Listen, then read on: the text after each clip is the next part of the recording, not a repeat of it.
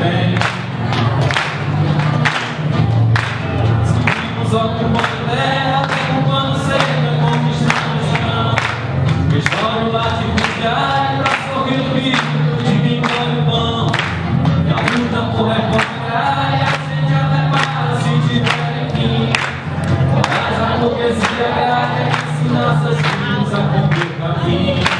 Da cinza ninguém chora mais, ninguém tira o pão de ninguém. Só onde pensar o olho, a camisa não vem. Da cinza ninguém chora mais, ninguém tira o pão de ninguém. Só onde pensar o olho, a feijão e arroz, a pinha não convém. O padre junto ao movimento, convida com a e a criançada. Porque a terra só pertence a quem traz nas mãos o calo da enxada. Se somos controlados por tudo da mãe natureza, somos aliados.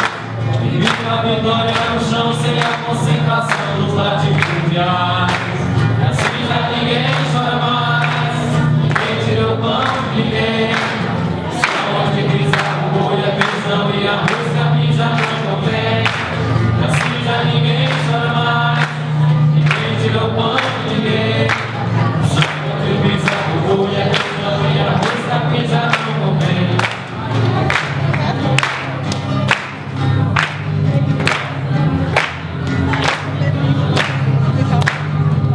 Criança mona, criançada.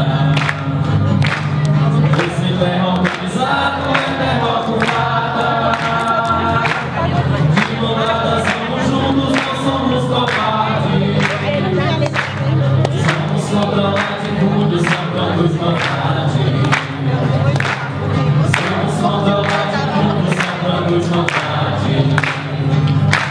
Esse projeto de jogo, isso já tá claro. Contradição entre sem terra e latifundiário. Pois o projeto é liberdade e reprodução. Luta é injustiça, morte e especulação. Luta é injustiça, morte e especulação. Companheirada, a burguesia não tira o chapéu, mesmo porque ela nos promete o céu. É falsidade, quer nos enganar. Vida sem terra, unir as forças para o pão do chão. Sempre lá e sobre esta repressão, a nossa luta não pode parar. A terra é mãe do lavador, é que não vem se chama. E ela sendo repartida, olha esse ano. O foguete cheira na mesa do trabalhador. Os eventos nessa luta contra o opressor. Os eventos nessa luta contra o opressor. Não tem mediana, escola própria. E derrubar o jogo do outro em cima do muro. Unidos campos e cidades vamos construindo. E a contra a burguesia vai ser jogo. E a contra a burguesia vai ser jogo. Demora a gralha, pra que a direita nunca fazem nada. Trabalhadores das mãos cabeçadas, organizados vão fazer na marra. Socialismo, essa ideia não pode cair. Mesmo que alguém tente nos iludir, a liberdade será buscada. Demora a gralha, pra que a direita nunca fazem nada. Trabalhadores das mãos cabeçadas, organizados vão fazer na marra. Socialismo, essa ideia não pode cair. Mesmo que a gente tente nos iludir, a liberdade será conquistada.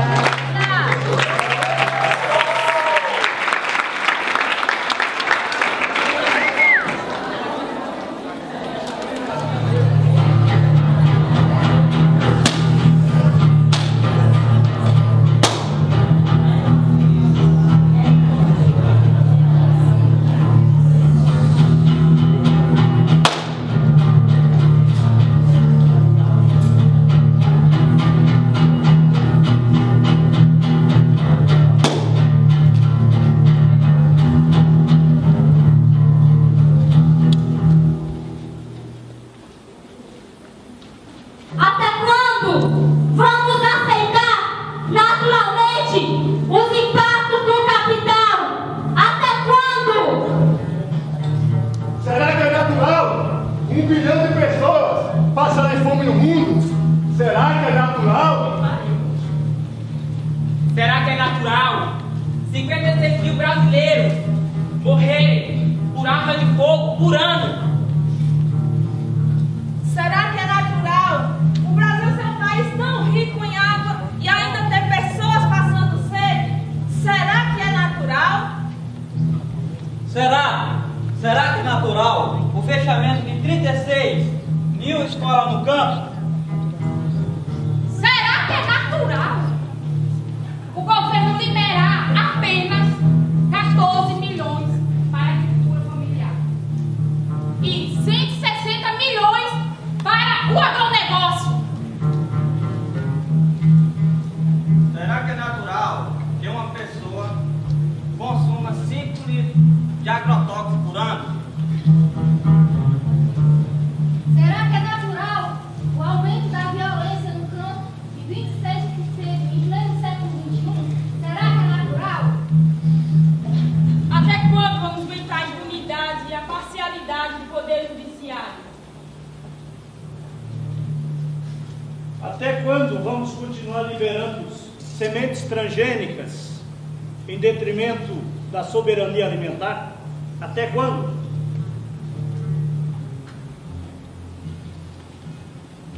Quando os trabalhadores perderem a paciência, as pessoas comerão 3 vezes ao dia e passearão de mãos dadas ao entardecer. A vida será livre e não há concorrência. Quando os trabalhadores perderem a paciência, Certas pessoas perderão seus cargos e empregos. O trabalho deixará de ser um meio de vida. As pessoas poderão fazer coisas com maior pertinência. Quando os trabalhadores perderem a paciência. o mundo não terá fronteiras, nem estados, nem militares para proteger estados, nem estados para proteger militares prepotentes. Quando os trabalhadores perderem a paciência, A pele será carícia e o corpo delícia. E os namorados farão amor não mercantil. Enquanto a fome vai virar indecência. Quando os trabalhadores perderem a consciência, a paciência. quando os trabalhadores perderem a paciência, não terá governo, nem direito sem justiça, nem juízes, nem doutores em sapiência, quando os trabalhadores perderem a paciência. Uma fruta será fruta, sem valor, sem troca, sem que o humano se oculte na aparência. A necessidade e o desejo serão termo de equivalência, quando os trabalhadores perderem a paciência. Quando os trabalhadores perderem a paciência, depois de 10 anos sem uso, por pura obsolescência,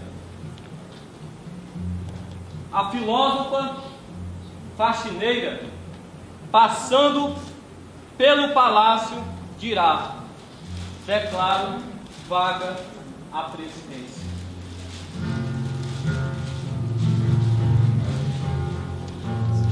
Do confiantismo ao horizonte, as lágrimas clareiam pra que a gente ainda deve conquistar, plantando a semente da pertença dentro do peito.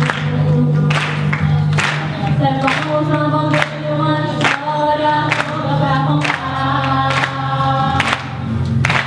e nem os passarinhos tão bonitos se cantam por aí.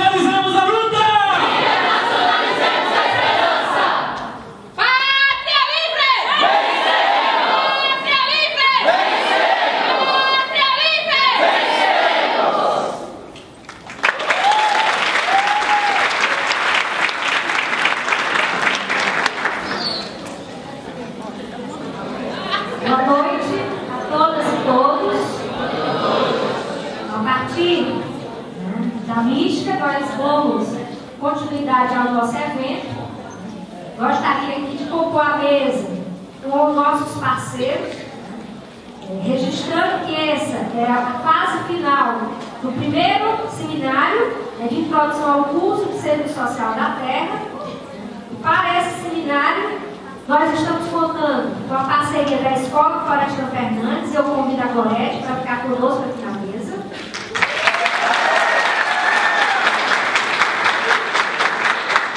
Nós temos aqui também uma parceria com o mestrado de Serviço Social. Eu convido a professora Aulineida para ficar na mesa.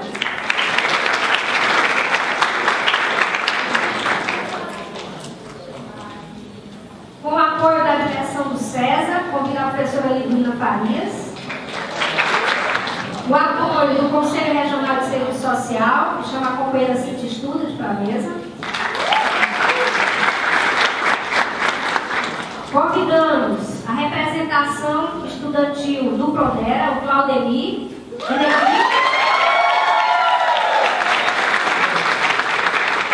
E também pela representação do Centro Acadêmico Livre de Serviço Social, a Raquel e a Isabel.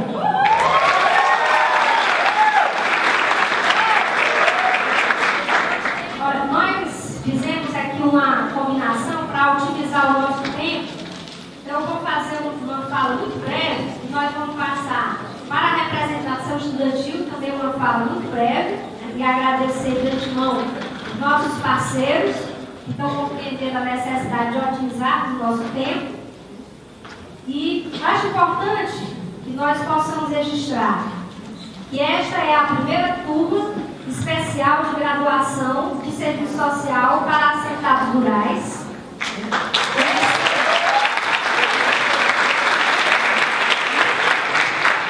A primeira turma da UES tem tantas outras que virão. E esse projeto, ele resultou de uma demanda do movimento dos Sem Terra.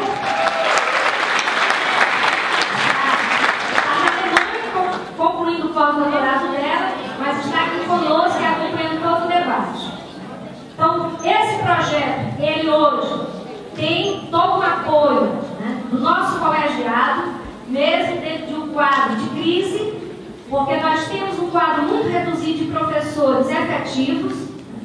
É um dado que é importante ser socializado, porque nossa luta para termos outras turmas do Prodera, para continuar sendo uma escola de referência, como o curso de Serviço Social com seus 63 anos, é preciso registrar que hoje nós temos um quadro de 21 professores efetivos, 12 substitutos, estamos aguardando a posse de 5 novos professores concursados, mas é um quadro minúsculo se nós comparamos com a década de 80, quando o curso de Serviço Social tinha 38 professores efetivos. Hoje nós temos um curso muito mais amplo do ponto de vista, né, das suas ações de pesquisa, do seu compromisso com o projeto de extensão e agora assumindo não apenas o curso da manhã e da noite, mas assumindo também a turma do Prodera, que deve, né, mais uma vez demarcando-se a primeira dentre outras tantas. Então toda essa referência é importante para que nós possamos dar continuidade à luta, né, para fortalecer o curso, para realizarmos concursos, para termos de fato um grande quadro docente. Então, agradeço a todos. Hoje o nosso objetivo aqui é escutar o professor Zé Paulo, mas antes disso, né, a Gorete vai nos ajudar nessa coordenação. Nós vamos passar a palavra para as duas representações estudantis. Ok? Então, boa noite a todos e todas. Nós somos o Centro Acadêmico Livre de Serviço Social, Gestão Sexta, e agradecemos a presença de todos aqui, do professor José Paulo Neves, de todos e todas que fazem presentes. Nós entendemos a importância dessa conquista, que é ter um curso de Serviço Social da Terra na UES, e que isso irá fortalecer o movimento estudantil de serviço social, que isso irá fortalecer a nossa luta por uma universidade de qualidade, uma universidade verdadeiramente popular, uma universidade para o povo. E também percebendo que isso é um dos pontos mais importantes do nosso código de ética, que é a articulação com os movimentos sociais. E é de suma importância para fortalecer a nossa categoria profissional e a luta da classe trabalhadora, que é o grande compromisso profissional do serviço social. E que nós também compreendemos como essa integração irá fortalecer a nossa formação profissional e o projeto ético-político do serviço social. Boa noite, eu sou Isabela, também companheira apoio centro acadêmico. E eu também queria deixar registrado aqui que nós, do Movimento Estudantil de Serviço Social, apoiamos todos os atos e manifestações que aconteceram nessa semana, né? A Semana Internacional de Luta, né, do Campesinato. E deixar registrado também que nós acreditamos que a presença dos movimentos sociais dentro da universidade contribuirá para a construção de um novo conhecimento, de um conhecimento que sirva a nós trabalhadores de verdade. Poder ao povo do campo e da cidade, derrubar os muros da universidade. Poder ao povo do campo e da cidade, derrubar os muros da universidade. Poder ao povo do campo e da cidade, derrubar os muros da universidade. Defensor de quê? De Lula! Eu não escutei. Defensor de quê? De Lula!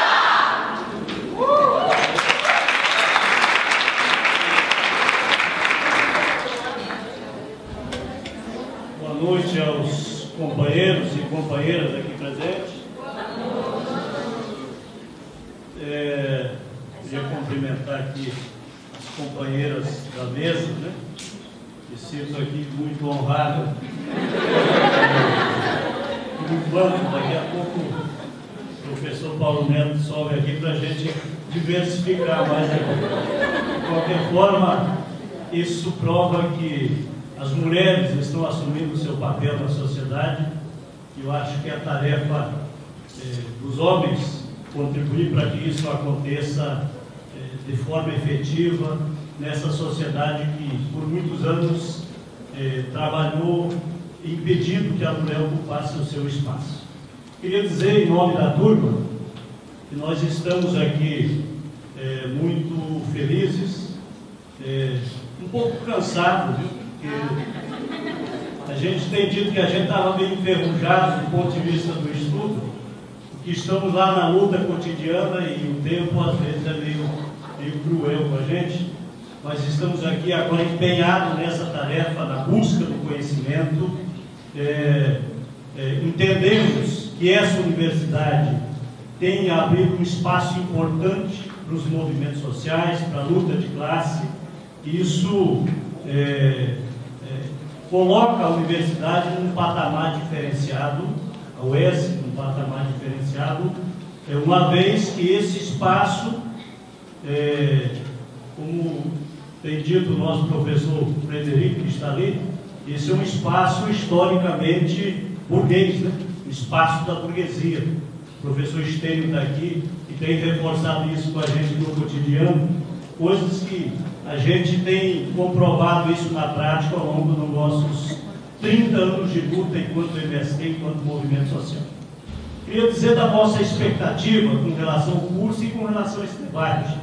O professor José Paulo Neto tem sido um importante formador aí, um importante lutador do povo junto aos movimentos sociais, junto ao MST, e a gente tem feito uma parceria de sucesso aí em outros cursos, estudando sempre o pensamento marxista. Isso tem sido de uma importância muito grande.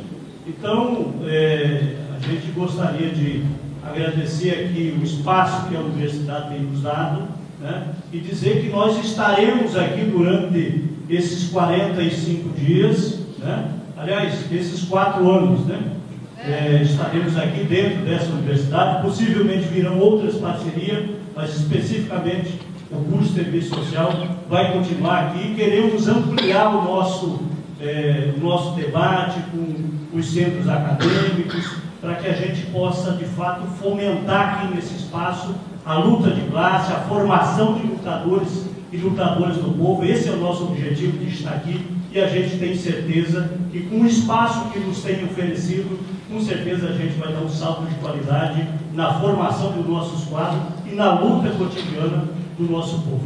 Viva a classe trabalhadora! Viva! Cercas no chão, o povo vai ver. A nossa tarefa é acabar com o latifúndio do saber. Cercas no chão, o povo vai ver. A nossa tarefa é acabar com o latifúndio do saber. Cercas no chão.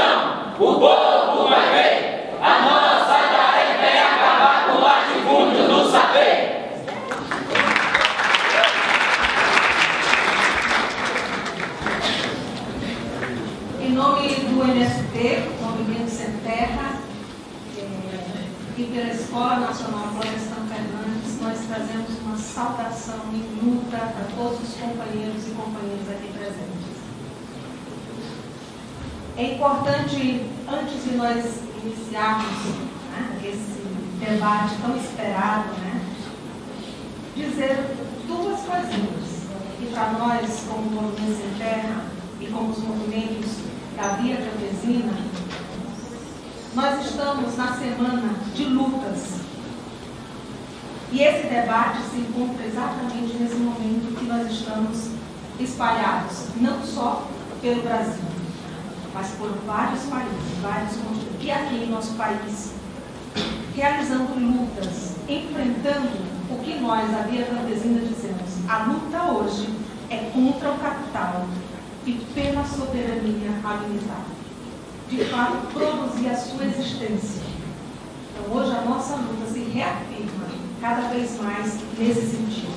A Via Campesina e o MST estão em processo constituinte, porque vamos realizar os nossos congressos este ano. E estamos em debate e reafirmando a nossa disposição de luta contra o capital, para fazer uma homenagem, um reconhecimento à luta dos mártires de Eldorado Carajás, porque nós não podemos esquecer, de forma alguma, como bem foi representado na nossa mística. Eldorado Carajás foi um marco na história do Brasil, uma tragédia, um massacre, que teve essa repercussão internacional, na luta dos camponeses a nível internacional. Por isso, 17 de abril, é, pela Via Campesina, o Dia Internacional da Luta Camponesa. E por isso que não tem outra forma de nós, camponeses do mundo, homenagear aos mártires de Eldorado Carajás, senão lutando, e lutando contra o capital. Dessa forma, então, nós gostaríamos de dizer que essa luta, né, dentro da universidade, ela também é importante.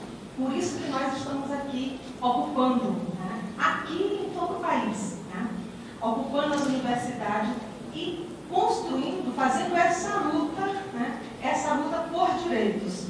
E nós fazemos essa luta por direitos, a reforma agrária, a educação, porque nós vivemos numa sociedade extremamente injusta. Então, por isso que nós lutamos por direitos. E o curso de serviço social compreende muito bem isso, que essa é a sua luta, né?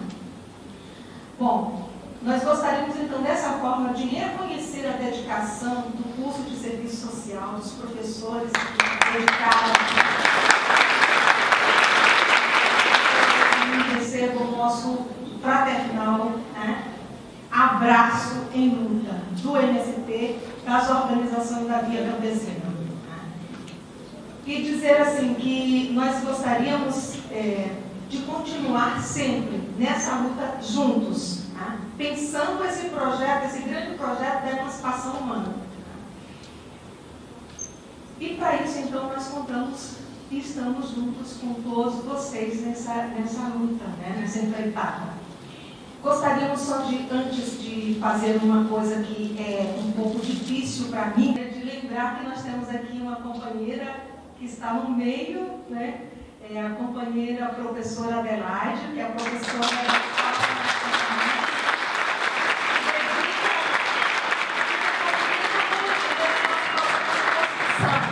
escola na região Nordeste, né?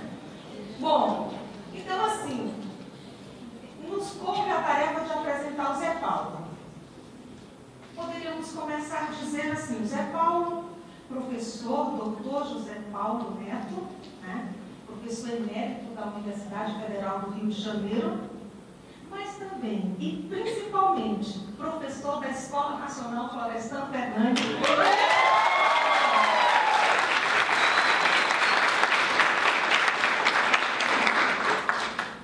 Esse companheiro, né, ele traduziu várias obras do Marx, é um estudioso do Marx, do Engels, do Lukács, escreveu vários artigos, né,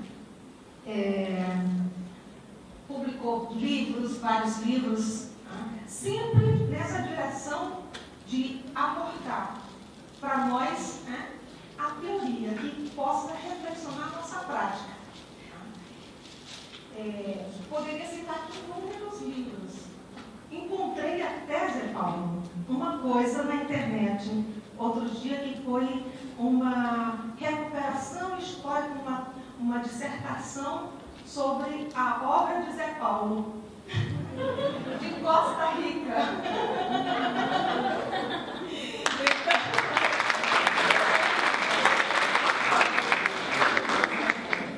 Mas o mais importante para nós, como militantes, é dizer que Zé Paulo, acima de tudo, é um comunista.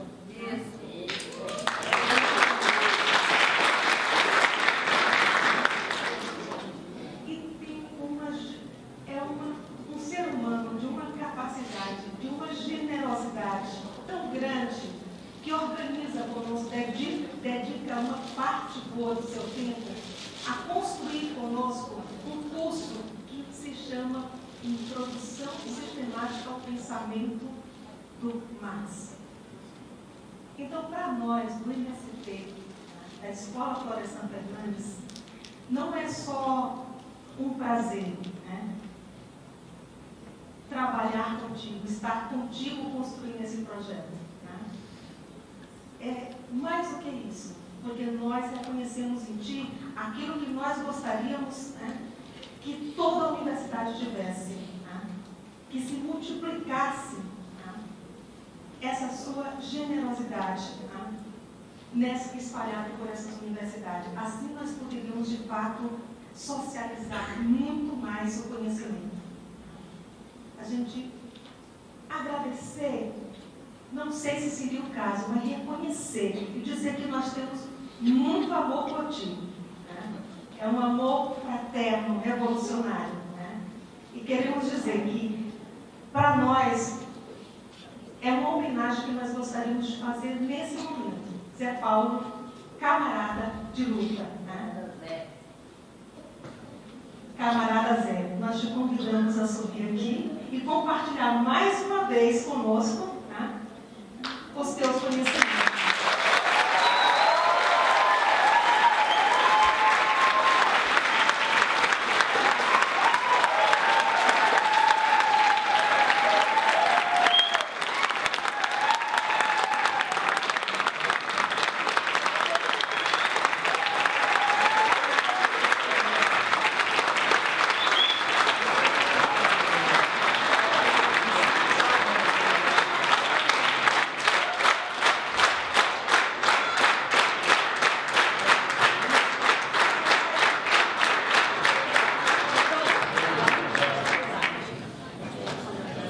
E só para a gente iniciar com o nosso debate, né, que é sobre a crise do capital, né, e o serviço social, dizer mais uma vez, não obrigado. Camimambo, que é muito obrigado, muito mais que obrigado em Xangana, para trazer a África também para cá. Né? É contigo, Zé. Boa noite. Eu quero dizer que isso não estava no meu programa. Boa noite a todos, aos companheiros da mesa, às instituições que promovem, patrocinam a minha vinda até aqui. Eu queria fazer um comentário pessoal logo de início. É claro que manifestações como estas fazem muito bem ao ego de cada um de nós, né? Eu também tenho o meu. Mas quero dizer que são palavras gentis em excesso e generosas em demasia. Minha vinculação com os companheiros do MST é uma vinculação que vai além da política. Né? Uma vinculação, eu diria, pessoal, existencial. Mas eu tenho certeza exatamente do tamanho das minhas perdas. Então você não acredita muito nessa emocionada intervenção da corrente. Né? Eu sou simplesmente um sujeito que cumpre o meu dever. Que é o dever de comunista. E pode ter certeza que, como a Adelaide foi citada aqui, há muitos companheiros por esse país com a mesma disposição, com o mesmo empenho, com a mesma vontade de dividir o muito pouco que a gente sabe. O muito pouco que a gente sabe. Eu quero dizer para vocês que, como bom comunista, eu pretendo viver até os 90 anos, não é? Faz parte. Velho, papai, dizendo as mesmas coisas sempre. Mas se eu não chegar até lá, eu quero chegar lá. Mas se eu morrer antes, eu sei que simplesmente eu cumpri com o meu dever, não tem nada além disso. Para dizer que isso me emociona, como foi emocionante o início dessa sessão de trabalho aqui, né? Eu quero dizer para vocês que eu sou tão velho, mas tão velho, que eu me emociono com palavras de ordem, com convocações revolucionárias. A paixão é fundamental. Mas vamos introduzir um pouco de racionalidade na nossa paixão. Né? Não é que razão e paixão se excluam ou se opõem. Elas são apenas diferentes. Eu quero começar baixando um pouco a nossa bola. Né? Vou pedir um pouco de paciência de vocês. Vocês verão que, apelando à razão, eu o faço apaixonadamente. Né? Sem paixão a gente não vai a lugar nenhum. Mas a paixão só, frequentemente, nos leva ao caos. São precisos elementos de direção racional. O tema que me foi dado para a gente conversar aqui permite N abordagens. Eu prometo que não vou chatear vocês por muito tempo. Fizemos um acordo em que eu vou falar entre 60 e 70 minutos. 1 hora e 15. Se eu começar a ver que vocês estão abrindo muito a boca aí de sono, eu dou um jeito de apertar o meu discursinho. Depois eu espero que haja algum tempo para a gente conversar, né? Eu não acredito em debate com um auditório tão grande quanto esse, né? Penso que é demagógico falar que eu vou fazer uma intervenção e em seguida vai ter um debate. Impossível. Mais de 150 pessoas aqui, se cada um tiver o direito de dar um suspiro, a gente não sai daqui antes das 5 horas da manhã. Então, falar em debate me parece meio complicado, mas que haja um espaçozinho, pelo menos para alguém protestar diante dos eventuais absurdos que eu explicitar. Eu vou tratar de dividir a minha intervenção com esse tema que é mais ou menos o universo e os seus arredores, né? O serviço social, a CRIA. Vamos tentar botar um pouquinho de ordem nisso aí, com muita modéstia e muita humildade. Eu dividi a minha intervenção em 3 momentos que eu acho que são passíveis, eu diria mais até, são merecedores de alguma atenção e que podem ser articulados.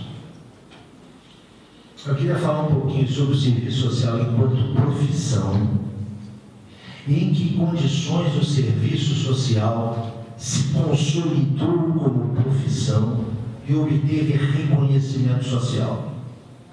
Seria um primeiro momento da minha intervenção. O segundo momento é explorar precisamente a quadra histórica onde o serviço social deixou de ser uma profissão subalterna. E, enfim,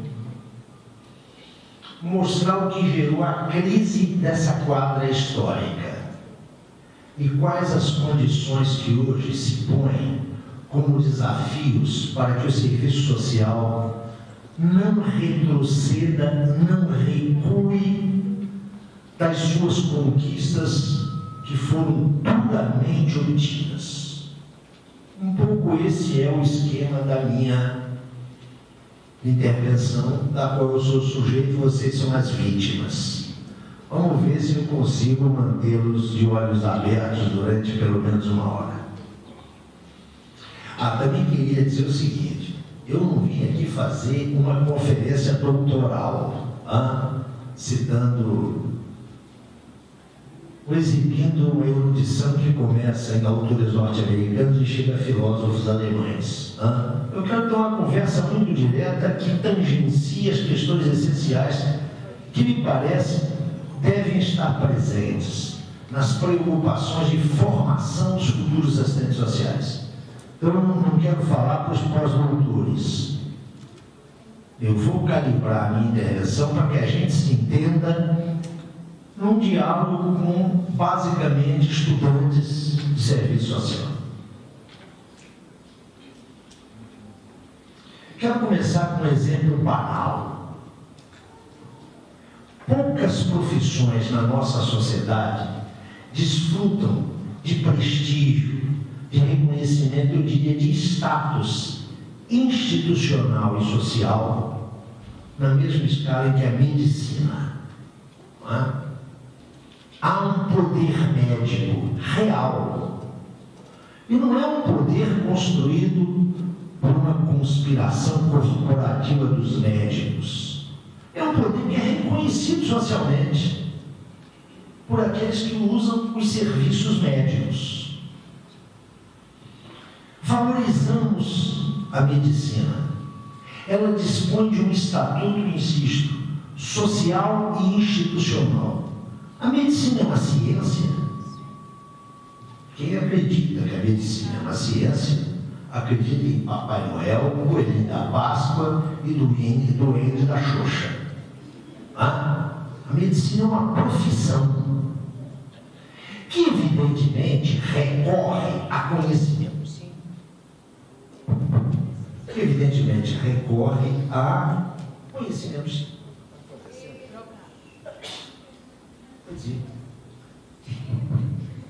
Eu dizia, estão me ouvindo?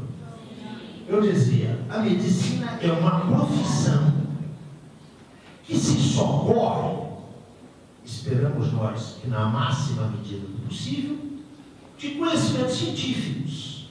Não é? Ela se socorre da anatomia, ela se socorre da biologia, mas a medicina, enquanto tal, não é uma ciência.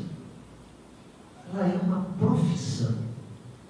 Ou seja, é um conjunto de práticas reconhecidas social e institucionalmente, com certas formas de gratificação, de remuneração, com rituais de formação, ritos de passagem, e, insisto, com a reivindicação de um suporte científico. Se esse suporte científico dispõe de uma ponderação de peso na prática dos médicos, é questão de pesquisa. É questão de pesquisa. A priori, ninguém pode dizer que a prática de um determinado especialista na área da medicina é uma prática fundada cientificamente ou não. Isso depende de pesquisa, de investigação.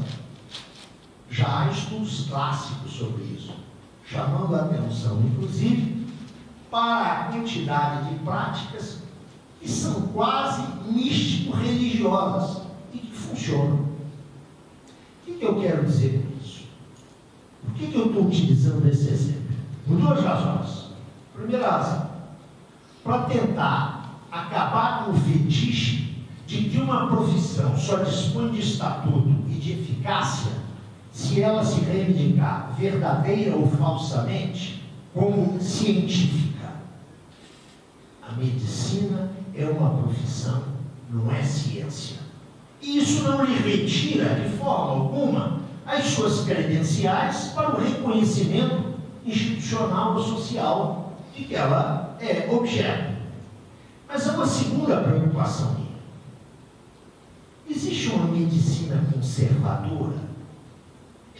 Existe uma medicina reacionária? Existe uma medicina progressista?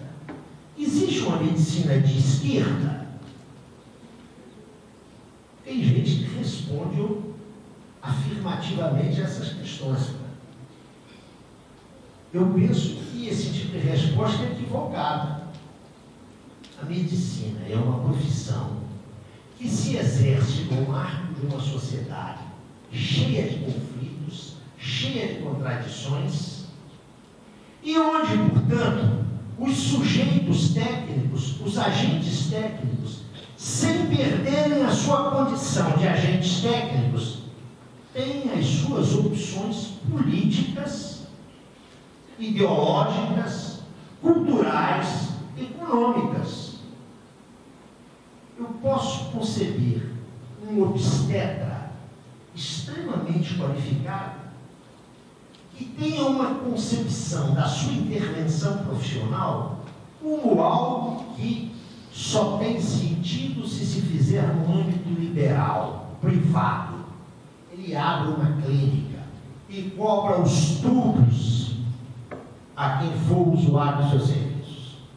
Mas eu posso ter um obstetra com as mesmas qualificações e que aposta numa medicina que não vise o lucro, que seja um serviço público, que pense, por exemplo, na perspectiva de uma inteira institucionalização, inteira e radical institucionalização, por exemplo, no caso brasileiro, do SUS.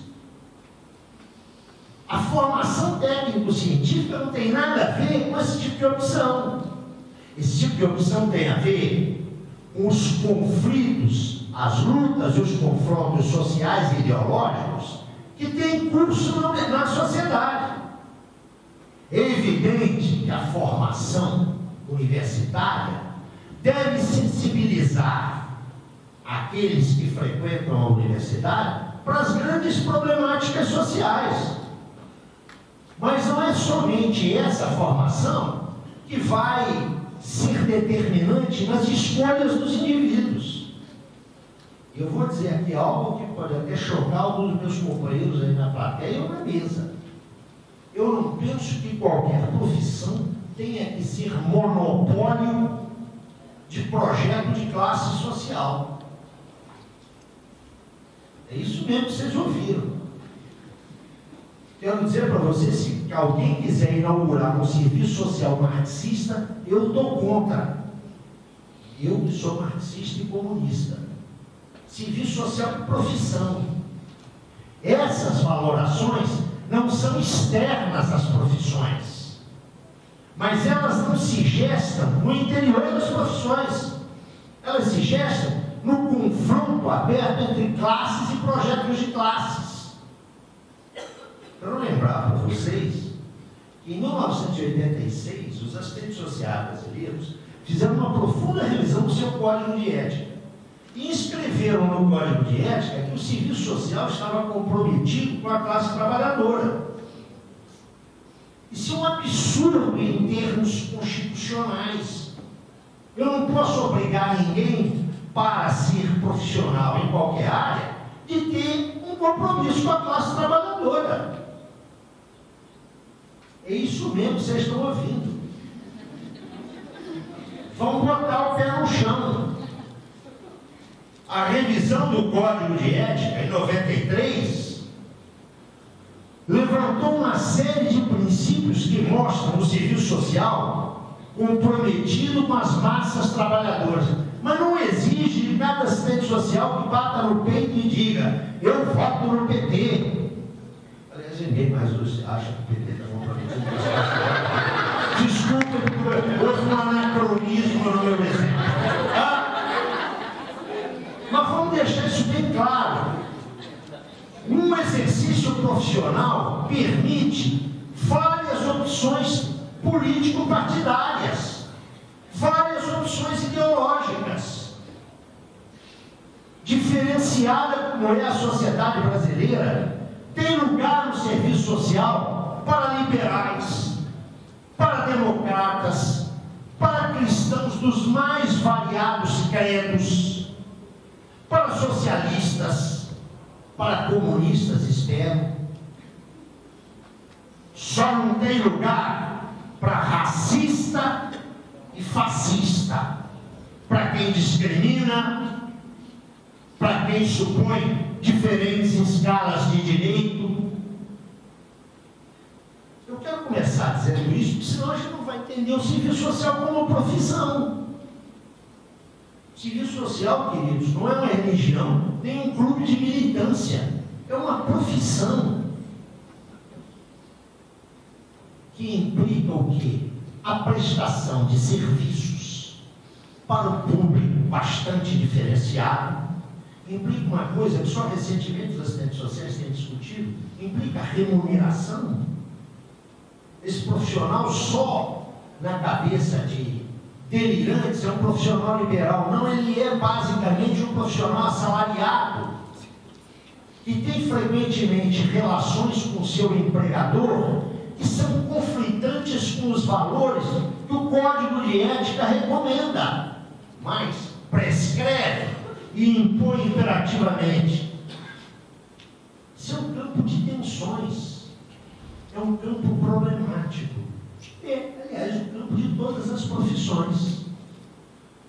Problemas que não podem ser resolvidos numa ótica individual. E uma das grandes conquistas do serviço social, especialmente o serviço social brasileiro, é que ele engendrou um conjunto de agências que constitui o seu sistema político-corporativo, que permite o equacionamento coletivo e a resposta coletiva de questões, a resposta coletiva a estas questões. Eu estou pensando no chamado sistema Cefes-Cres, mas eu estou pensando também na ABEPS, e eu estou pensando também na Enesco. Isso é para só sinalizar que falar de serviço social é falar de uma profissão que conseguiu um grau de institucionalização e já não permite mais que a gente a trate como uma forma de militância. Serviço social é profissão. É evidente que se é uma profissão que tem compromissos humanistas no marco de uma sociedade politicamente democrática, ela tem que receber e abrigar militantes das mais diferentes causas sociais. O que eu estou tentando sinalizar aqui, ao pensar o serviço social como profissão, como uma profissão que permite e abriga diferentes opções teórico-políticas, é tentar desmontar, primeiro, a concepção conservadora que predominou ao longo da maior parte do período de institucionalização do serviço social, segundo a qual o serviço social não se mete em política. Se vocês quiserem reconhecer um conservador, façam-lhe a pergunta acerca de o que ele acha da política. Se o indigitado responder, não gosto de política, vocês podem ter certeza de que ele adora praticar política conservadora. O primeiro sinal de conservadorismo em política é dizer eu não gosto de política. Isso expressa claramente o comportamento conservador. Então nós temos que liquidar com essa asepsia de que alguns profissionais, ainda hoje, de uma maneira anacrônica, fazem gala e exibem. Mas também nós não podemos transformar essa luta contra o conservadorismo numa espécie de cruzada para transformar todos os assistentes sociais em militantes de causas progressistas. Eu penso que esse é um erro antípoda ao anterior, mas é um erro. Não adianta imaginar que a gente encontra o lugar certo do pepino se a gente simplesmente torcer ao contrário. É preciso encontrar uma concepção mediada, complexa de profissão que nos permita compreender as possibilidades e também as interdições. Já disse aqui que nesse espaço profissional, que é o serviço social hoje, com o seu código de ética, não há lugar para racistas, não há lugar para fascistas, não há lugar para homofóbicos. É preciso deixar isso muito claro. Mas isso são interdições. As interdições não cancelam um espaço plural e contraditório que é o campo profissional do serviço social. Esse é o primeiro ponto. Mas como é que o serviço social se torna profissão? Esqueçamos as protoformas do século XIX, muito ligadas ao caritativismo, a filantropia, a benevolência. Se nós observamos com cuidado a Europa Ocidental e a América do Norte, porque esse é o espaço original do serviço social, só depois ele se irradia para a América Central e para a América Latina, e muito recentemente para a África e Ásia, muito recentemente. Quando eu falo muito recentemente, eu estou me referindo aos últimos 30 anos. Né? E 30 anos, mesmo no marco da história contemporânea, é um grão de areia no deserto do Saara. Para não falar nas sociedades do leste europeu, né? Para onde o serviço social, isso é expressivo, só se desenvolve depois da queda do muro, depois de 91. Tirem desse fato as consequências que vocês quiserem. Agora, nos primeiros 10 anos do século XXI, pipocam nas ex-repúblicas socialistas ou chamadas socialistas cursos de serviço social. É interessante perguntar por que agora existe, antes não existia. Um velho professor meu de serviço social que já morreu, se estivesse aqui, ele era um conservador daqueles. Tá? Responderia, é que agora tem liberdade do lado de lá. Isso não faz parte daquele programa de televisão, acredite se quiser. Quando é que o serviço social se institucionaliza? Partindo das suas protoformas. Se nós observarmos Europa Ocidental e América do Norte, nós vamos observar que o serviço social se institucionaliza enquanto profissão no meio século que decorre entre a última década do século XIX e a quarta década do século XX. Para ser curto e grosso, diríamos, entre cerca de 1890 e as vésperas da Segunda Guerra Mundial. É nesse período que o serviço social se institucionaliza como profissão demandando uma formação específica. Surgem as escolas, os cursos universitários, acadêmicos de serviço social. Segundo, é neste período que se definem certos padrões de prática profissional. E gente como a Ruth e eu, que somos velhos desse negócio, a Ruth está sentadinha ali, aprendemos como método de caso, o processo de caso, um método de grupo e mais tarde o método de comunidade. Não era método coisa nenhuma, mas entrou assim, eu diria, na estrutura formal da profissão. É também neste período, isso eu chamaria a atenção de vocês, que é algo decisivo, até olhando para o público que aqui está, que a profissão, enquanto profissão, consolida a sua face feminina. Há razões históricas para isso, não é?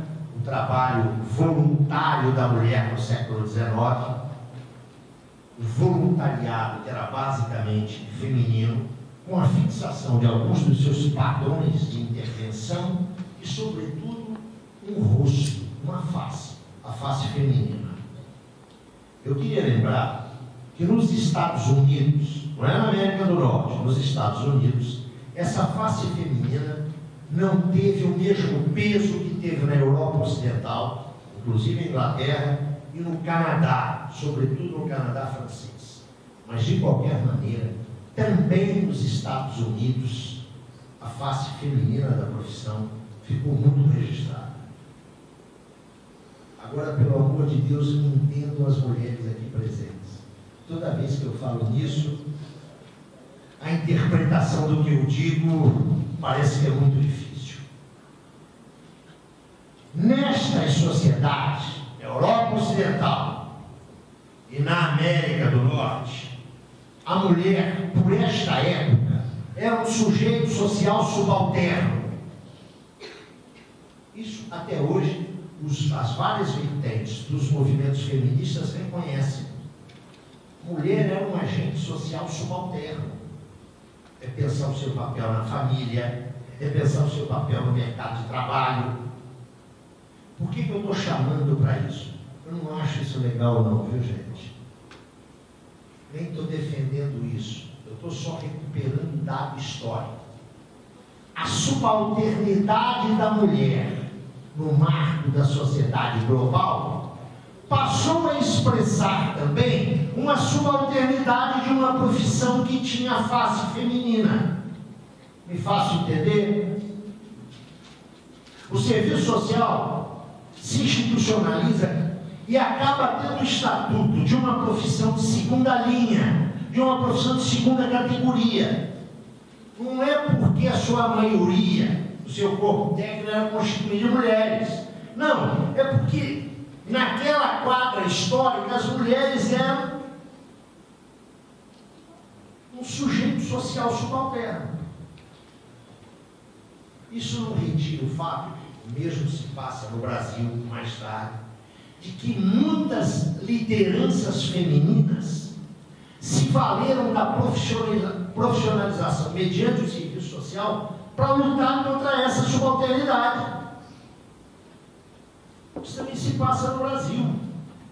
Nos anos 50, mulheres que até em termos políticos eram profundamente conservadoras se rebelaram contra o estatuto subalterno da mulher na sociedade brasileira e travavam esse combate a partir do serviço social. Mas uma coisa a gente não pode ladear, é que a profissão se constitui entre 1890 e aproximadamente 1940, se constitui como uma profissão de segunda classe. Uma profissão que, embora tendo estatuto acadêmico, não tinha a credibilidade, a respeitabilidade e o reconhecimento de outras ciências sociais. Serviço social, insisto, não é uma ciência social, é uma profissão. Mas os assistentes sociais não dispuseram nunca, até 1940, do mesmo estatuto de sociólogos, de antropólogos, de psicólogos. Essas disciplinas em face do serviço social se apresentavam até com uma certa arrogância. O serviço social era aquela coisa menor. Este quadro começa a mudar depois da Segunda Guerra Mundial. Começa a mudar e vai mudar. O estatuto profissional dos assistentes sociais se modifica em vários países da Europa, mas sobretudo na América do Norte, entre 1945 e 1970. É impossível analisar aqui os vetores e os fatores que contribuíram para essa mudança. Mas é indiscutível que um elemento central para entender essas mudanças foi a constituição daquilo que veio a ser chamado de estado de bem-estar social. Os seus vários modelos, não é? Não existe um único paradigma de estado de bem-estar social. Tanto na Europa quanto na América. Lembram vocês que o chamado welfare, nas suas várias formas, foi uma resposta capitalista, uma resposta burguesa à crise de 1929. Ele começa se articulando na Europa Nórdica e ele vai ganhar uma significação universal na sequência do fim da Segunda Guerra, basicamente pela experiência inglesa. Vocês todos certamente já têm uma informação sobre isso e eu não quero ser redundante. Pensem no papel do relatório Beveridge, pensem no papel das políticas keynesianas e neo-keynesianas desse período. O que importa ressaltar é o seguinte: nos vários modelos de estado de bem-estar social, dos mais rigorosos, aqueles que eu diria mais flexíveis, se inscreve uma política de seguridade social, que implica sempre uma política dirigida e implementada por via estatal, uma política de educação, uma política de previdência e uma política de assistência. Tudo isso articulado com uma política nacional de saúde. Eu diria que nos vários modelos de estado de bem-estar social, o peso desses elementos foi diferenciado. Mas em todos eles, houve uma mudança radical com relação ao período anterior à Segunda Guerra. Em todos eles, a assistência passou a constituir um direito. Ela passou a constar do elenco dos direitos sociais.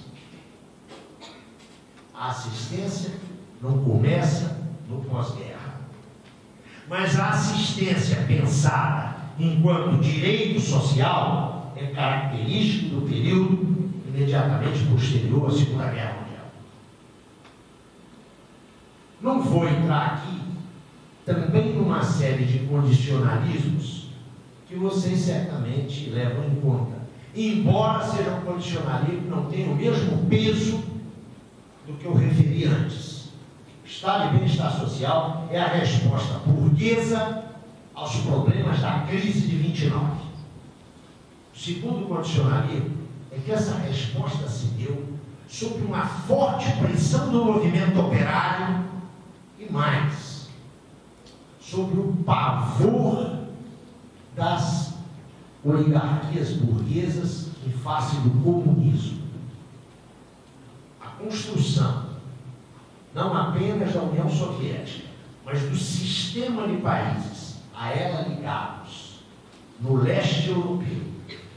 E atenção, a expansão disso para a Ásia, recordem-se da Revolução Chinesa, de 1949, e as lutas anti-imperialistas dos anos 50 e 60, muito viva aqui a importância da Revolução Cubana na América Latina, da luta heróica do povo vietnamita contra a agressão norte-americana. Isso compõe um quadro onde a emergência, a consolidação e o desenvolvimento chamado estado de bem-estar social ampliava significativamente o elenco dos direitos sociais, entre os quais avultava a assistência. Meus queridos, foi a junção da fome com a vontade de comer. Ou, se vocês quiserem, a sopa no mel. O serviço social vai encontrar nos quadros do welfare state o melhor clima, a melhor ambiência para o seu desenvolvimento.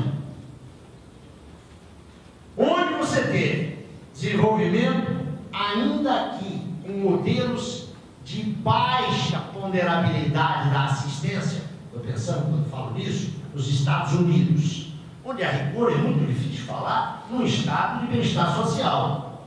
Mas eu tenho o extremo, a Inglaterra, ou, se vocês quiserem, os países nórdicos. Nesse quadro, eu tenho um clima adequadíssimo para o desenvolvimento do serviço social. Por quê? Porque a matéria-prima do serviço social são as respostas estatais à chamada questão social. Quando você tem ampliação de direitos sociais, você amplia o espaço profissional para os assistentes sociais. O estado de bem-estar social, nas suas, insisto, várias formulações, foi o ambiente onde o serviço social não apenas consolidou a sua configuração profissional, mas mais do que isso, onde o serviço social obteve reconhecimento institucional e social das suas funções. É claro que eu estou falando daqueles países, mesmo considerando a particularidade norte-americana, que viveram o estado de bem-estar social, em maior ou menor escala. Onde você não teve isso, o serviço social se conservou com os mesmos traços que ele tinha antes de 1940. Dois exemplos são nítidos. Os países ibéricos, Portugal e Espanha, onde o serviço social nos anos 60, 65, apresentava características típicas dos anos 40. Você tinha ali duas ditaduras de caráter fascista, com a negação dos direitos sociais mais elementares e, portanto, a atmosfera era rarefeita para os assistentes sociais, era rarefeita para o serviço social. O que eu estou querendo dizer aqui é que as características profissionais do serviço social encontraram um potencial desenvolvimento sob as peculiares condições garantidas aos direitos sociais no período de vigência do estado de bem-estar social.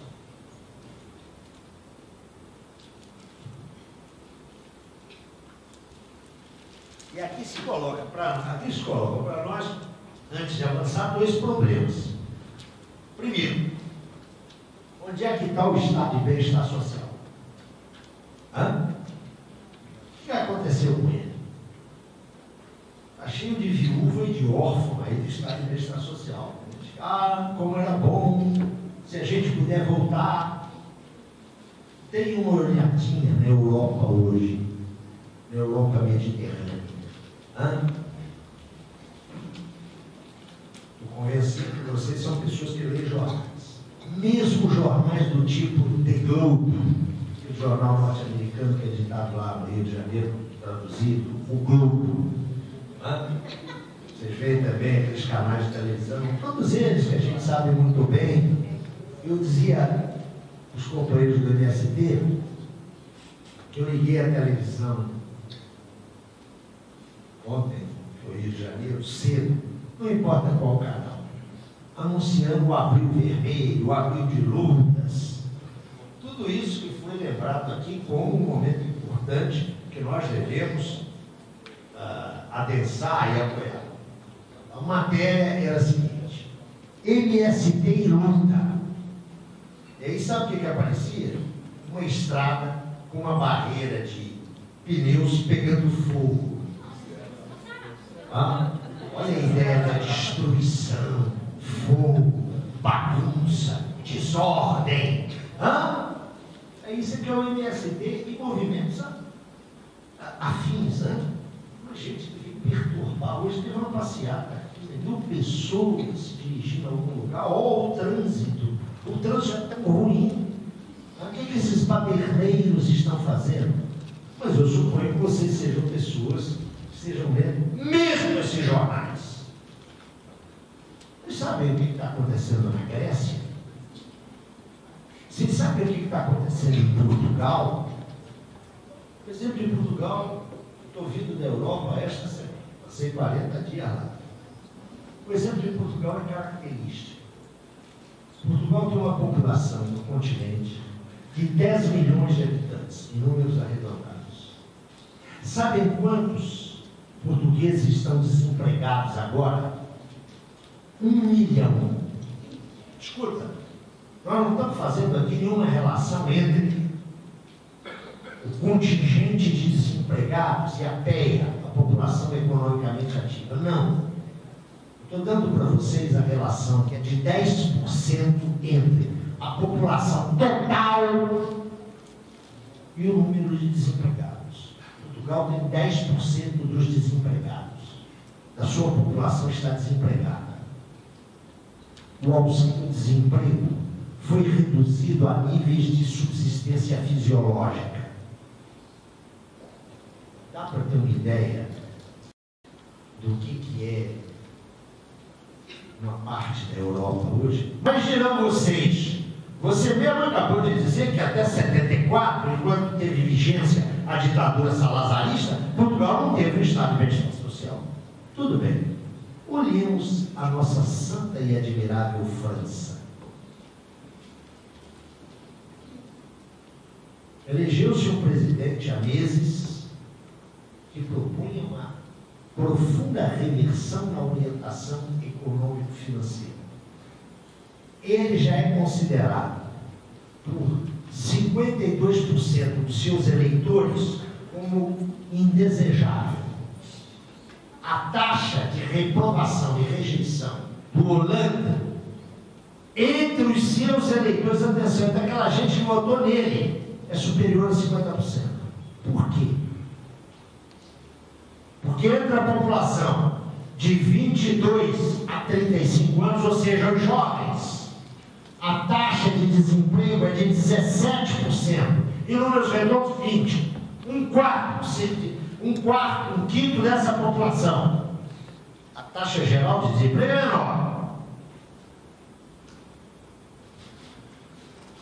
A Inglaterra, ora a Inglaterra, morreu a megera de megera não, a dama de ferro.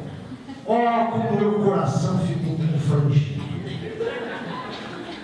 Esta senhora que destruiu a indústria inglesa, esta senhora que destruiu o movimento operário sindical inglês através da violência, da repressão, da burtuna, do cacete policial. Esta senhora, que quando chegou ao poder, no primeiro dos seus 10 anos de poder, encontrou a seguinte distribuição da renda nacional: 65% para o trabalho, 35% para o capital. 10 anos depois, ela inverteu essa relação. Está claro por que o globo a chora, a pranteia. Por que essa senhora virou um emblema desses últimos anos? É aquela senhora que afirmava: a sociedade não existe, existem os indivíduos. Mas que ironia, não é?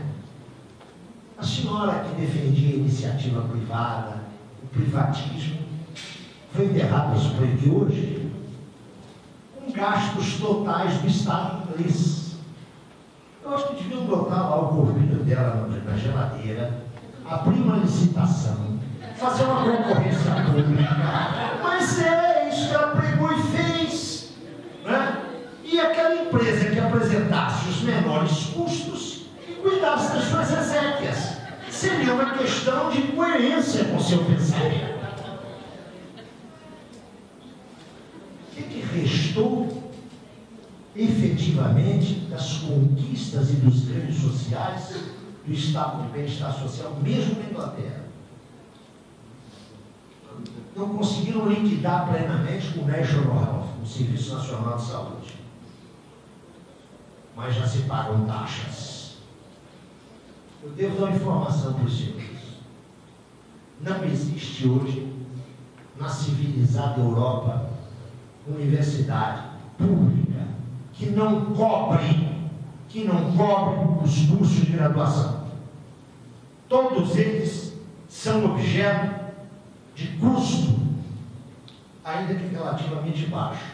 Agora, o pessoal que está aqui no mestrado, e que tem pretensões a doutorado, fique sabendo que tudo aquilo que é pós-estudos na Europa hoje, é caríssimo. Custa muito caro. Aquele negócio de ensino público e gratuito, alguém falou isso aqui. Isso é uma bandeira a ser conquistada hoje na Europa.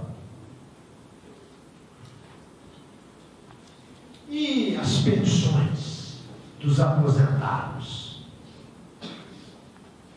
Ou estão congeladas ou foram reduzidas.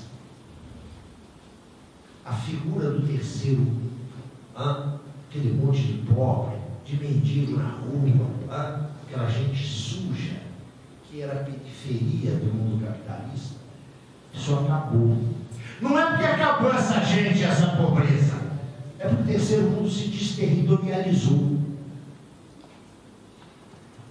O metrô de Roma, compreende, é igualzinho o trem suburbano de São Paulo. Frequentei os dois. Tem o cara vendendo bala, o sujeito vendendo chicletes, o cara que está lá fazendo malabarismo, sabe, o artista de rua, engole fogo. Igualzinho.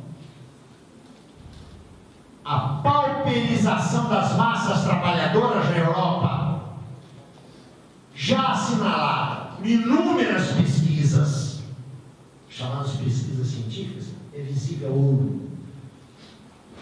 Ou seja, a partir da grande recessão de 74, 75 no mundo capitalista, a resposta do capital foi aquela expressa por Thatcher.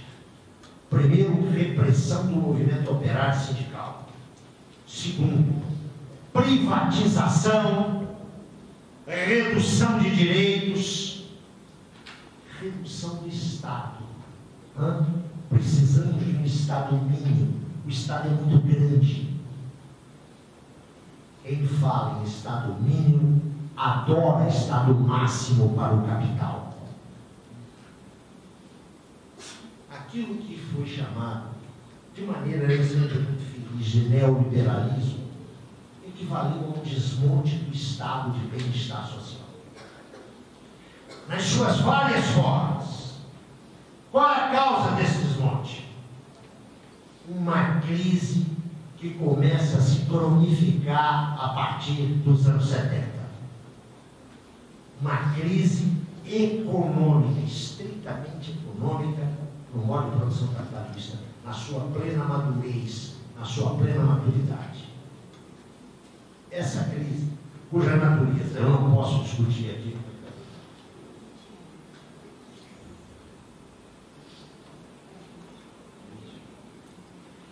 essa crise, cuja natureza eu não posso discutir, é uma crise que vem intermitentemente se manifestando desde a segunda metade dos anos 70. Ela tomou várias designações no final do século passado. E no início deste século ela tomou diferentes designações. Em 88 foi a crise da Bolsa de Nova York. Depois foi a crise dos países devedores. Pense na quebradeira, no colapso do México em 92. Depois foi a crise dos tigres asiáticos. Depois, em 95. Depois foi a crise da CEI, da Rússia pós-socialismo. Depois foi a crise da Bolsa Nasdaq em Nova York, em 2002. Depois foi a bolha em 2008. Agora é a crise do euro. Não tem crise da bolha, não tem crise do euro. Tem a crise da ordem do capital. Isso não significa que a ordem do capital vai desaparecer amanhã, 5h30 da manhã, não, hein? Crise do capital sem intervenção organizada das massas trabalhadoras só gera mais capital, mais ordem do capital. Vamos deixar isso. Essa é uma tese que é polêmica, com tudo que eu estou dizendo aqui, mas eu gostaria de reafirmar o que penso sobre isso. Imaginar que dessa crise virá uma solução democrática e progressista me parece uma arrematada tolice. Dessa crise, se não houver uma intervenção exitosa das massas trabalhadoras, com objetivos claros, com uma direção nítida, se não houver isso, o que nós teremos é um aprofundamento das barbaridades do capitalismo. E quero lhes dizer que a curto prazo eu sou muito pessimista. Mas nós estamos vendo na Europa o tensionamento, as lutas sociais vindo à superfície. As massas estão lutando, mas o sistema político não está respondendo ao interesse das massas. Seja através de manifestações eleitorais. É só dar uma olhada na Grécia. Os dirigentes políticos que foram responsáveis pela quebra da Grécia foram reeleitos, é a nova direita. Se houver uma eleição agora em Portugal, vai crescer o Partido Comunista, 3, 4 pontos eleitorais. O Partido Social Democrata, que é esse que está no poder, fazendo essa verdadeira chacina de gerações portuguesas, vai perder votos. O PS, vai ganhar um pouco mais de voto e vai praticar a mesma política do PSD. Tenha uma olhada nos impasses italianos. Não quero apontar só para essa crise, porque evidentemente é uma expressão de crise dos sistemas políticos. O que eu quero apontar é que o estado de bem-estar social foi para o ralo na medida em que a crise econômica que se revela, uma crise que eu diria que é de natureza sistêmica, que se revela a partir de meados dos anos 70, essa crise faz com que o capital tenha uma política agressiva para a preservação das suas taxas de lucro e, sobretudo, para reduzir o orçamento público, o fundo público, naquilo que significa de financiamento de políticas sociais de caráter democrático.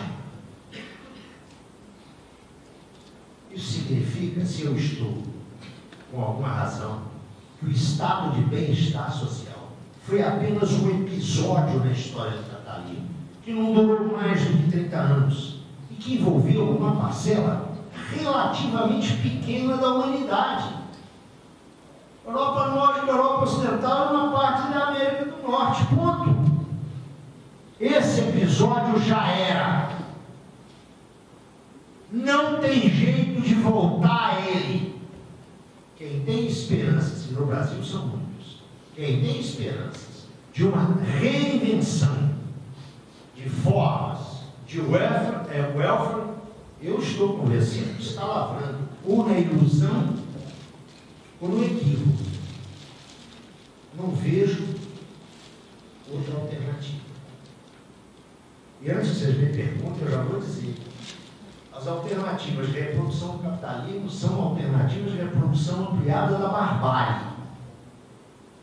Mais do que nunca, penso modestamente, que ou se rompe com o capitalismo, ou avançaremos cada vez mais no sentido da barbárie. E é esse o rumo que me parece estar desenhado à primeira vista a curto prazo. Mas esse não é o meu interesse. O meu interesse é mostrar que com a ruína, com o colapso, com a falência do estado de bem-estar social, aquele ambiente favorável ao desenvolvimento e à consolidação do serviço social também se perdeu.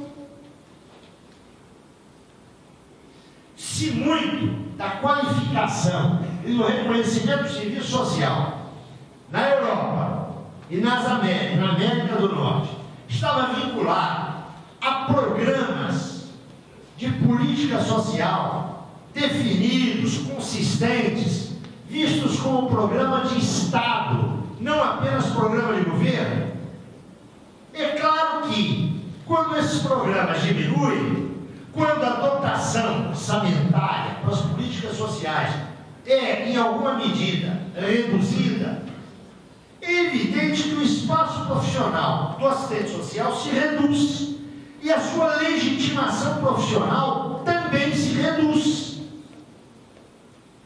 Isso é visível hoje na Europa Ocidental. Considero que a fundação e o crescimento do PT foram muito importantes para a esquerda brasileira. A conversão do PT à condição de partido abertamente da ordem. Porque as forças dos trabalhadores brasileiros estão sendo levadas a julgar a esquerda pelo que é o PT. E isso é uma lástima. Isso é um atraso de pelo menos 30 anos no desenvolvimento da esquerda brasileira. Mas eu dizia que, me perdoe os meus amigos do PT que acham que o mundo começou com eles, né? O movimento sindical combativo começou com o PT, Jesus Cristo nasceu e foi batizado pelo PT, coisas legais.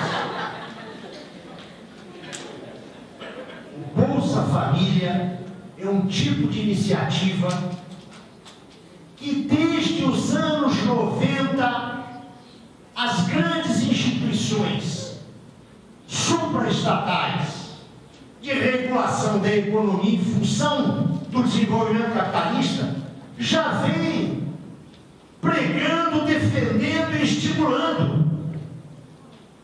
Quem começou a se preocupar com a miséria foi o Banco Mundial, o sacrossanto Banco Mundial. Se vocês derem uma olhada na América Latina, antes do Bolsa Família, vários governos centro-americanos desenvolveram programas, eu diria, de política social compensatória. Quero deixar claro que eu não sou contra isso. Só é contra uma ação assistencial ou até assistencialista para aliviar a fome. Só é contra quem nunca passou fome. Isso é conversa de intelectual universitário que tem uma excelente ingestão calórica e proteica. É isso mesmo que eu estou dizendo. Então começar a dizer que isso é assistencialismo e desqualificar esses programas, porque eles são, e muitos deles de fato são assistencialistas, me parece que isso é o cúmulo da hipocrisia. Cúmulo da hipocrisia. Eu defendo que a gente tem que dar comida por processos assistencialistas, não me importa. Tem que manter o cara vivo. No mínimo a sua reprodução fisiológica. O problema desses programas é que eles são redundantes. Eles são fechados. Eu sugeriria a vocês que estudassem, isso deve ser objeto de pesquisa aqui, está sendo em tudo em quanto é lugar, que vocês estudassem as diferenças entre o programa Fome Zero e o Bolsa Família. O programa Fome Zero é um programa que merece críticas profundas. Agora, ele é um programa que não se esgota, e por isso mesmo ele não foi levado à prática. Ele não se esgota na simples política compensatória. Bolsa Família é outra coisa. Bolsa Família é diferente do Fome Zero. Eu não estou aqui fazendo uma defesa do Fome Zero, não. Eu só quero assinalar que são programas diferentes. A ideia desses programas com bolsas, tendo contrapartida ou não, no Brasil a contrapartida é mínima, tá? A frequência das crianças à escola. O problema desses programas é que eles não apontam alternativas, senão a sua própria reprodução. Fora de uma política nacional de empregos, descolado de um plano nacional de desenvolvimento, esses programas são enxugar gelo, além do seu caráter ridículo, né? Há semanas, a presidente da República, que eu considero uma mulher honesta, com as melhores intenções, mas como dizia André Gide, de boas intenções está forrado o chão do inferno, ela anunciava que o último miserável brasileiro, pelas estatísticas, o problema dele estava resolvido. Ele passava a receber R$71 por mês. Eu prefiro levar isso na conta de uma piada de mau gosto. Imaginar que com isso você acabou com a miséria e com a indigência nesse país. Com R$70 per capita. É escarnecer do nosso conhecimento da realidade. Mas o que é o nó? Não é que esses programas sejam made in Brasil. Nós sabemos que não se trata disso. É só olhar, desde 2000, os objetivos de desenvolvimento do milênio da ONU. Muito pouco deles atingidos. Um programa para 15 anos, já tem 13 anos da sua implementação, e os resultados são esquálidos. São resultados magérrimos. Essas políticas, inclusive no Brasil, têm promovido um alívio das tensões sociais.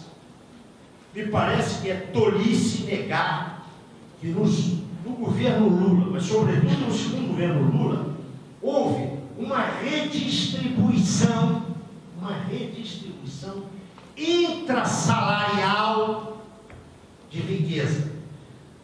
Pensando o que eu estou falando, redistribuição intrasalarial.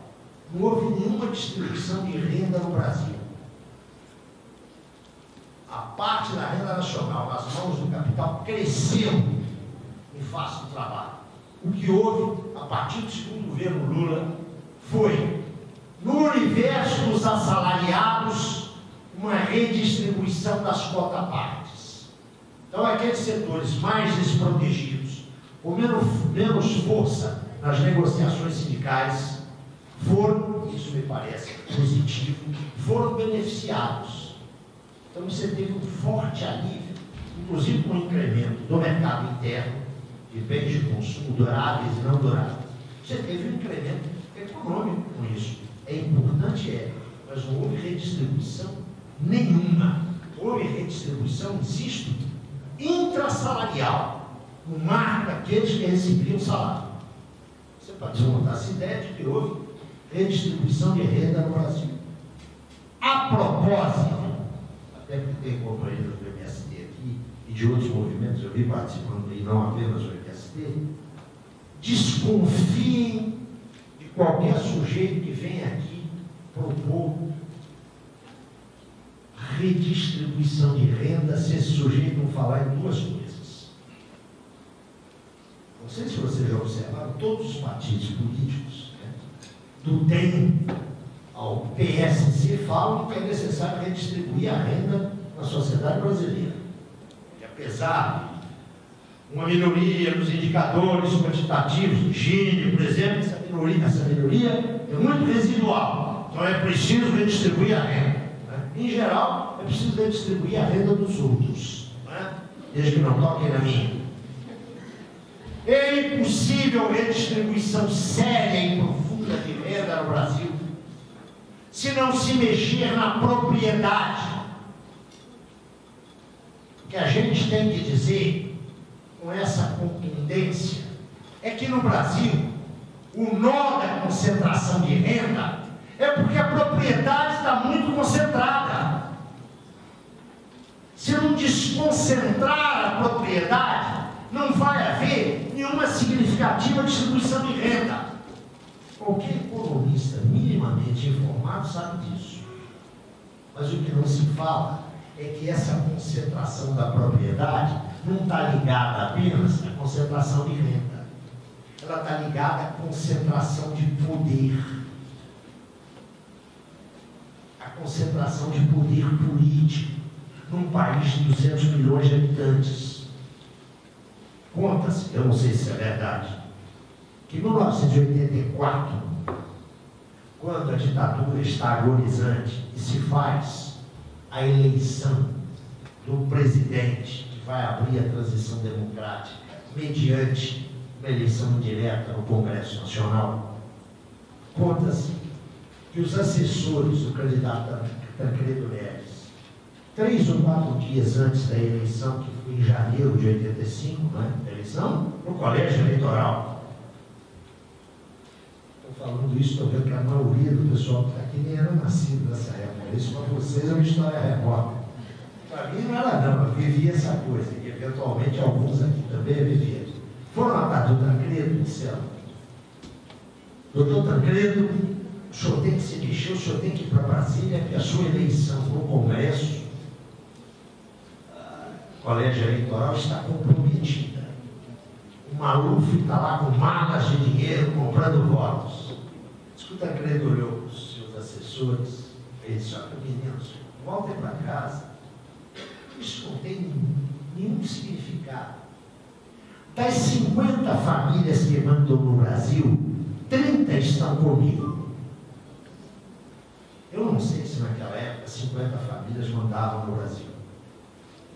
Mas eu teria a impressão que o número das famílias, que se trata de clãs familiares, e disso mesmo se trata. Em casa de enforcado não se fala em corda, né? Eu tenho que tomar cuidado nisso. Pelas razões mais óbvias, eu suponho, não preciso de me estender quanto a isso. Mas eu creio que 50 clãs familiares controlam o Brasil. É isso mesmo. Hoje, isso é uma concentração de poder político.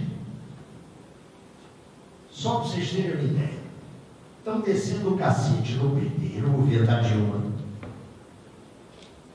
porque querem aprovar uma lei que regule a comunicação social, que qualquer país civilizado tem. Qualquer país civilizado tem. Países capitalistas. Aqui só aparece como ameaça à imprensa. Vocês estão observando?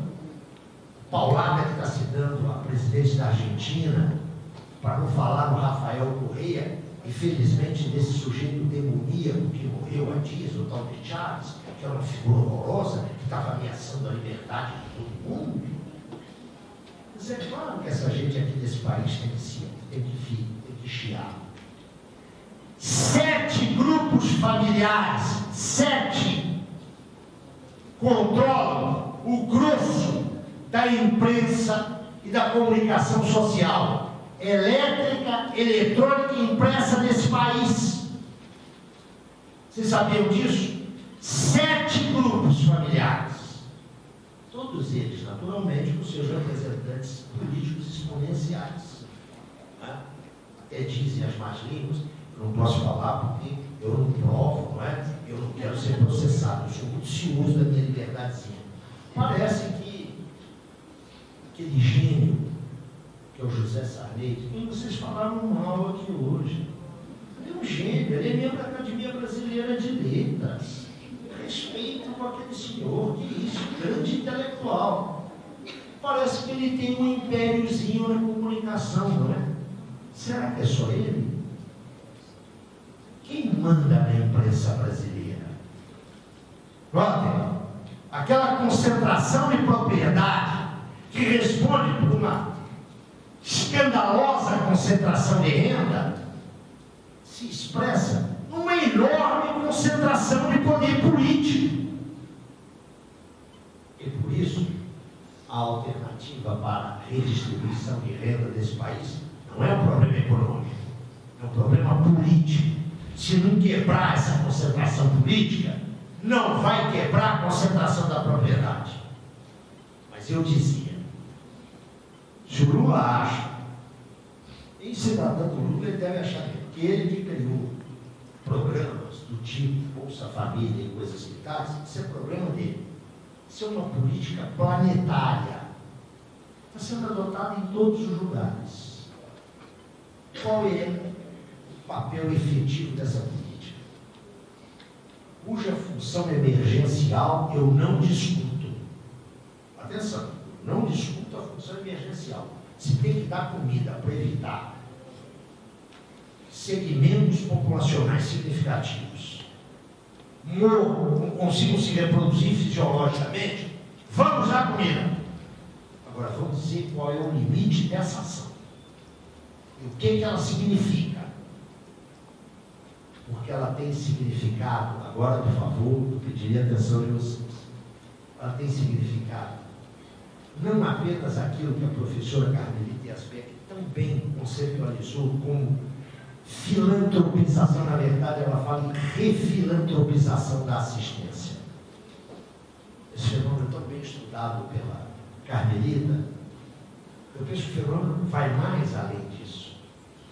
Vem caracterizando uma assistencialização, nessa ótica refilantropizadora, das políticas sociais. Então, as políticas sociais em operação estão se tornando cada vez mais marcadas por um caráter assistencialista. Isso é um fenômeno, eu diria, mundial, companheiros. Fenômeno mundial. Se isto é verdade, isso traz para o serviço social um desafio novo. Não é um desafio de recusar a gestão da miséria, que eu mencionei antes. É o desafio de não se deixar reduzir as suas dimensões assistenciais. E eu queria, ainda tem mais 5 minutinhos, só 5 minutos. Eu queria finalizar puxando esse ponto. Historicamente, o serviço social sempre esteve conectado à ação assistencial e, às vezes, à ação assistencialista. Isso me parece um dado de fato, né? Que pode merecer julgamento de valor. Não farei aqui julgamento de valor. É um dado de fato. A prática assistencial, e em muitos casos assistencialista, sempre esteve no marco da prática profissional do assistente social. Ela nunca saiu desse marco. Ou seja, o serviço social não tem que renegar a assistência. E nem tem que simplesmente protestar contra o assistencialismo. Mas o serviço social se desenvolveu, especialmente em países como o Brasil, no pós-70, precisamente porque foi além da prática assistencial. De um lado, requalificou a assistência social. O desenvolvimento do serviço social requalificou a assistência. Não é casual que os nossos companheiros melhor dotados, teoricamente, têm, nos últimos 20 anos, um protagonismo político importante no Brasil. Há assistentes sociais, companheiros notadamente, não exclusivamente, notadamente, vinculados ao UNB, vinculados à PUC de São Paulo, que tiveram um protagonismo importante na elaboração de políticas sociais brasileiras, expressando, notem, o amadurecimento profissional da categoria aqui no Brasil. Pense o papel dos assistentes sociais na elaboração da LOAS, do Estatuto da Criança e do Adolescente, no debate do Sistema Único da Assistência Social. Notem, houve uma requalificação da atividade assistencial pelos assistentes sociais brasileiros. É claro que se encontrou um primeiro contexto sociopolítico favorável, mas se não fosse o empenhamento dos assistentes sociais, seu desenvolvimento profissional, sua superação profissional, isso não teria acontecido. Isso é para mostrar a importância da formação teórica para os assistentes sociais. O papel dos cursos de pós-graduação, do mestrado que se inicia nos anos 70 e do doutorado que se inicia nos anos 80 foi essencial para essa requalificação do assistente social brasileiro, influindo decisivamente na formação de graduação, com um novo projeto de formação, com novos planos de estudo, currículos. Notem, é um movimento complexo, mas que a gente tem que tentar entender. De uma parte, uma requalificação da atividade da assistência social, por parte dos assistentes sociais. E de outra parte, uma requalificação profissional dos assistentes sociais que os habilitou para transcender o âmbito da assistência, historicamente tão importante na formação profissional. O que eu quero dizer que se passou no Brasil nos últimos 30, 40 anos. De um lado, os assistentes sociais passaram a pensar de forma nova a assistência, inserindo-a, por exemplo, no campo dos direitos sociais. E com esse pensamento novo, fundado teoricamente, experimentado em práticas de campo, os assistentes sociais deram um novo sentido à ação assistencial. Deram um novo sentido à assistência social. E, ao mesmo tempo, transformaram-se em muito mais do que profissionais da assistência. Se qualificaram como profissionais de políticas públicas, de políticas sociais, não apenas executores que eram, executores terminais, aquelas boas moças que enfiavam a mão na prática. Não! Eles qualificaram para formular políticas sociais, planejar políticas sociais, executá-las e avaliá-las. Esse foi um enorme ganho do serviço social brasileiro nos últimos 30 anos. Ora, a tendência a reduzir e a fixar o campo profissional no domínio da assistência, que começa a se manifestar nos últimos anos e tem a ver, de uma parte, com a refilantropização e, de outro lado, com a assistencialização das políticas públicas, penso eu que é um risco a esses ganhos que o serviço social efetua. Um risco, portanto, ao reconhecimento social da profissão, mais além do reconhecimento institucional. Vocês já devem estar cansadíssimos, que eu estou aqui botando os porcos para fora. Em essência, essas eram as ideias que eu exponho para vocês, exponho com responsabilidade. Elas não me ocorreram hoje às 5 horas da tarde. Tenho pensado nisso nos últimos anos. Eu estou muito convencido da pertinência dessas ideias. Mas eu as ofereço a vocês como pistas de pesquisa, né? Como sugestões para pensar, como hipóteses de trabalho. De uma coisa eu estou certo. De uma coisa eu tenho uma convicção. Eu não diria absoluta, porque absoluto é só Deus, porque Deus não existe, o absoluto não existe, não é? Mas eu diria com forte convicção. Eu estou convencido que o ciclo de crescimento, de enriquecimento do serviço social brasileiro, eu diria que é um ciclo que começa lá em finais dos anos 70, alcança o seu apogeu na transição dos anos 90, dos anos 80 aos anos 90. A mim me parece que esse ciclo entra agora, se não numa linha de estabilização, até com o risco de uma linha descendente. Não é por culpa dos assistentes sociais. É todo um quadro social que assistencializa, que refilantropiza, que desqualifica direitos sociais, que impede qualquer projeto, ademais dos impedimentos econômicos, que impede qualquer projeto de bem-estar social nesse país.